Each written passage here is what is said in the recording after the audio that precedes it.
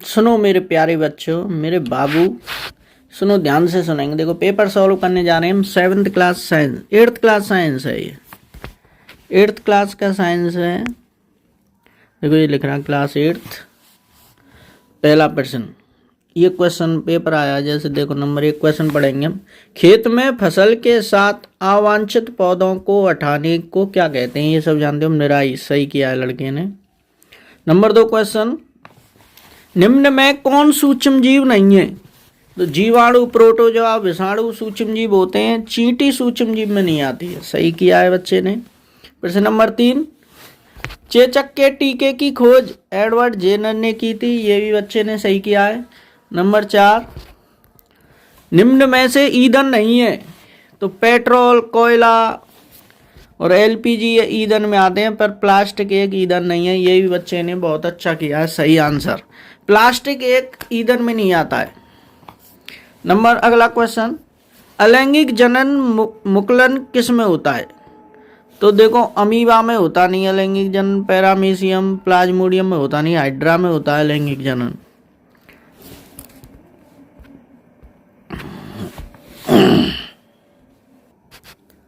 देखो सुनो,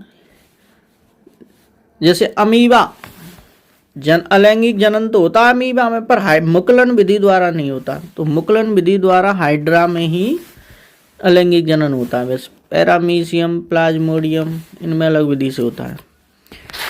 वैसे होता तो सब में अलैंगिक जनन है, पर प्रश्न पूछा है मुकुलन, अलैंगिक जनन मुकुलन किस में होता है? मुकुलन विधि द्वारा। तो हाइड्रा ऑप्शन सही किया है बच्चे ने।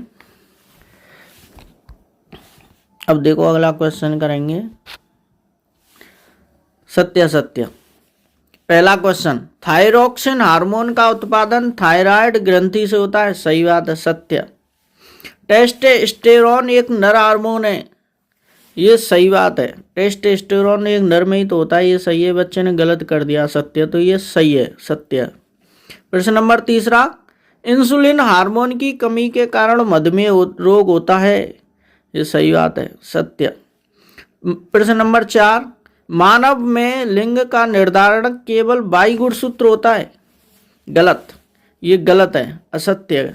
मतलब मानव में लिंग का निर्धारण XY गुणसूत्रों द्वारा होता है। लिंग का निर्धारण 2 गुणसूत्र होते हैं, एक जोड़ी गुणसूत्र, और 23 जोड़ी गुणसूत्र पाए जाते हैं। अब अगला देखेंगे। अब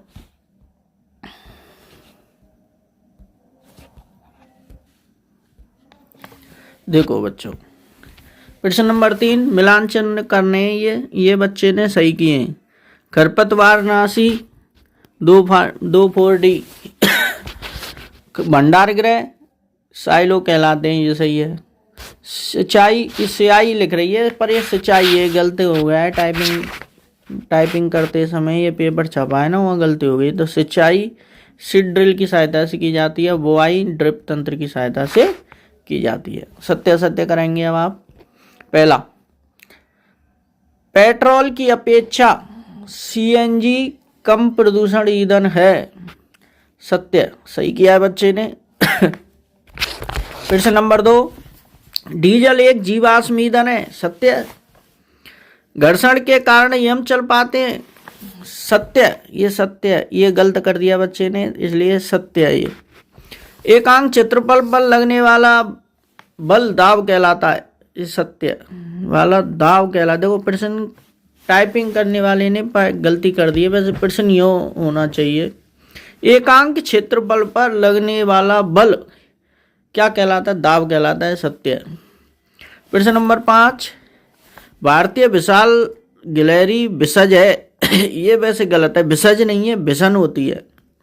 पर ये जा है ना, जा, ये जा ना का सा होना चाहिए, तो विसर्ज कह रहा है तो ये असत्य है भाई।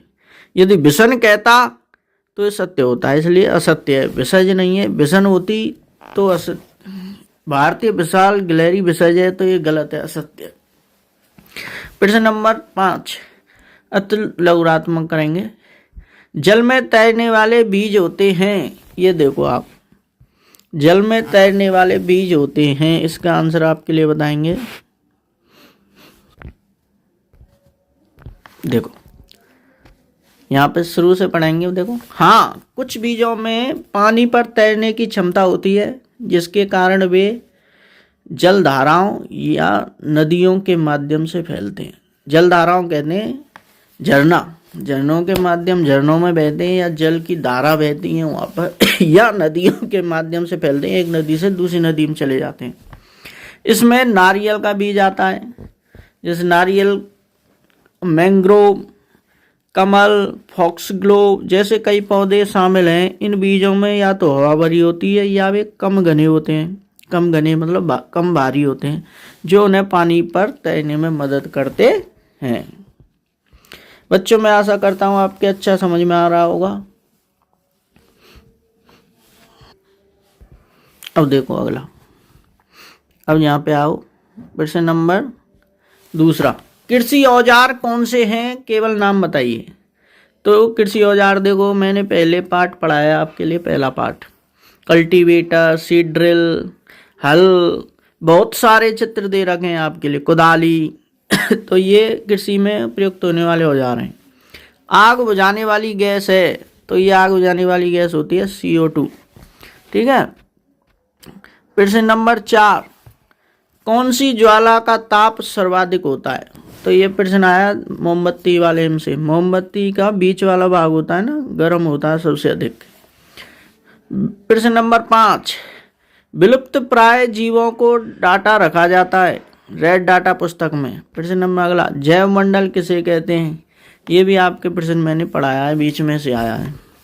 प्रश्न नंबर 6, लघुत्तरात्मक प्रश्न करने, निम्न हार्मोन के बारे में लिखिए। तो देखो, निम्न हार्मोन के टेस्टोस्टेरोन ये नर में पाया जाता है और शुक्राणु उत्पन्न करता है। थायरॉक्सिन थायराइड ग्रंथि द्वारा स्रावित होता है। इंसुलिन अग्नाशय ग्रंथि द्वारा स्रावित होता है। प्रश्न नंबर अगला करेंगे आप, देखो अब प्रश्न नंबर 2, कायांतरण से आप क्या समझते हैं। ये मैंने कराया आपके लिए। ऋतुस्राव किसे कहते हैं, ये भी कराया है।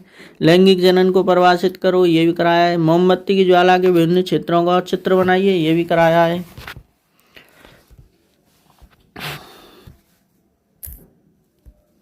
अब देखो प्रश्न नंबर 7, बल को परिभाषित करते हुए बल की विशेषताओं का वर्णन कीजिए।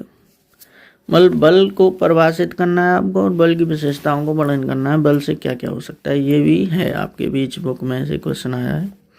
प्रश्न नंबर 2, बल से आप क्या, घर्षण से आप क्या समझते हैं। घर्षण के प्रकारों का वर्णन करें, मतलब घर्षण क्या है ये बताना है और घर्षण के प्रकारों का वर्णन करें। मतलब घर्षण 3 प्रकार का होता है, सर्पी घर्षण, लोटनिक घर्षण, स्थैतिक घर्षण। तो इनके उदाहरण देने आपके लिए बताया है सब मैंने। प्रश्न नंबर 3, ध्वनि से आप क्या समझते हैं। आवृत्ति के आधार पर ध्वनि तरंगों के प्रकारों का वर्णन कीजिए, ये भी बताया है आपके लिए।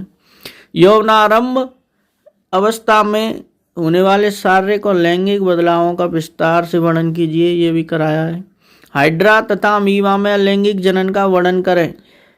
हाइड्रा तथा अमीबा विधियों का वर्णन करना है और लैंगिक जनन बताना। लैंगिक जनन होता है हाइड्रा और अमीबा में, तो इनकी विधि का वर्णन करना है दोनों का। राष्ट्र उद्यान किसे कहते हैं। रेड डाटा पुस्तक किसे कहते हैं। पुनर्वनरोपण किसे कहते हैं, इनकी परिभाषा लिखनी है आपको।